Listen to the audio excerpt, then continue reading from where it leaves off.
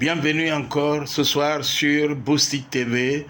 Nous sommes en 2023 et je voudrais vraiment saisir cette opportunité avec toute l'équipe de Boostic pour vous dire merci. Merci pour votre fidélité, merci pour tout ce que, toutes vos remarques, toutes vos suggestions, tous vos encouragements tout au long de l'année 2022. Boostic existe depuis 2017 et Boostic a transformé la vie de beaucoup de personnes, beaucoup de jeunes gens. Il y en a qui ont créé leurs entreprises. Il y en a qui sont devenus plus performants avec un meilleur rendement dans leur entreprise. J'espère que ce sera pour vous le cas en 2023. Ok, aujourd'hui, nous faisons la suite de la précédente vidéo qui parlait donc de l'employabilité, le défi de l'employabilité des jeunes diplômés, des diplômés en Afrique, en Côte d'Ivoire, etc. Aujourd'hui, le thème que nous abordons, c'est l'attitude à adopter lors d'un entretien d'emploi, pour emploi s'il vous plaît. Ok? Eh bien, la tenue que vous devez avoir en partant pour l'entretien. La tenue parfaite pour une femme peut varier selon le secteur d'activité ou la profession. Si vous ne connaissez pas le dress code du secteur d'activité, il est mieux de rester classique. Ne cherchez pas à être original. Non, restez classique. C'est-à-dire une chemise blanche, une veste, un pantalon chino pour un jeune, de préférence de couleur sombre. Pour la femme, une blouse colorée, une veste, un slim noir pour les jeunes dames, ok, et les femmes. Mieux vaut prendre le risque de faire sérieux en étant classique que de faire l'inverse. Un tailleur, jupe ou pantalon pour les femmes démontre bien un certain respect pour l'interlocuteur que vous allez rencontrer. Autre chose, il faut être propre. Il faut porter des chaussures qui ne sentent pas. Ça veut dire qu'il faut porter des chaussures avec des chaussettes et changer de chaussettes chaque jour. Ne serait-ce que laver la chaussette le soir.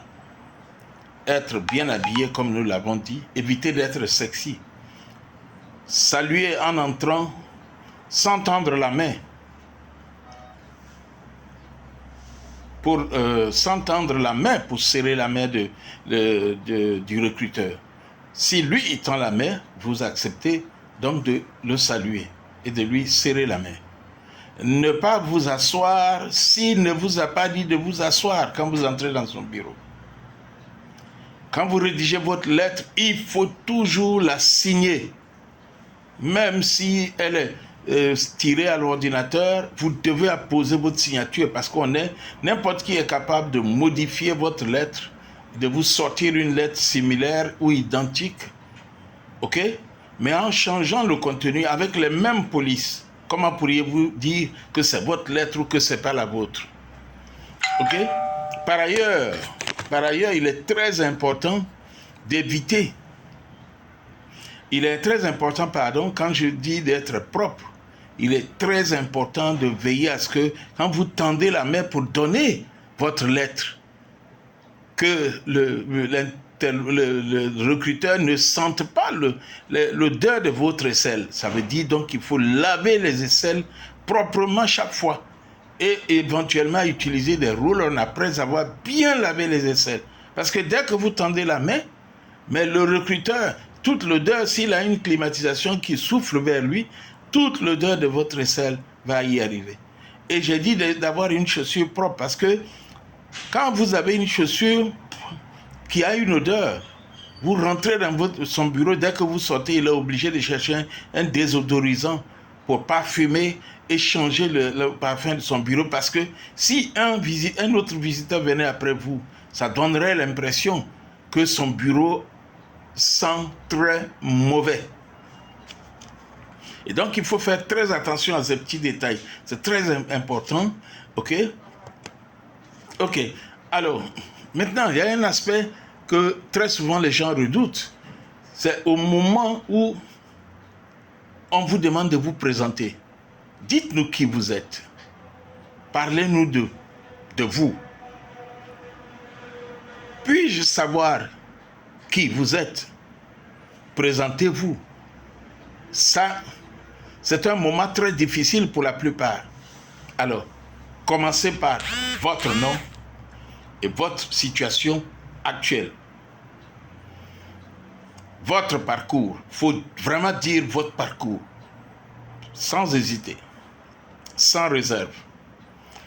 Une expérience en particulier, si possible, c'est important. Vous relatez une expérience en particulier qui vous a marqué au cours de votre parcours.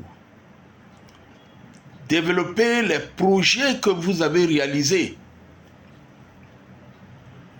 Montrez que vous connaissez le secteur d'activité.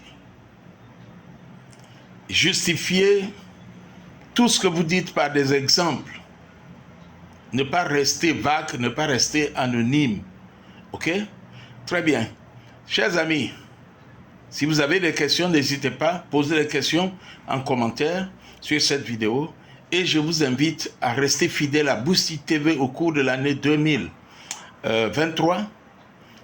Boosty, c'est cette télé, c'est ce concept qui vous permet de voir autrement, de percevoir autrement et d'agir autrement. Nous sommes en 2023. Vous devez agir autrement. OK? Que Dieu vous bénisse et donc à nous revoir pour la prochaine vidéo qui sera une suite de cette vidéo sur l'employabilité. Bye bye.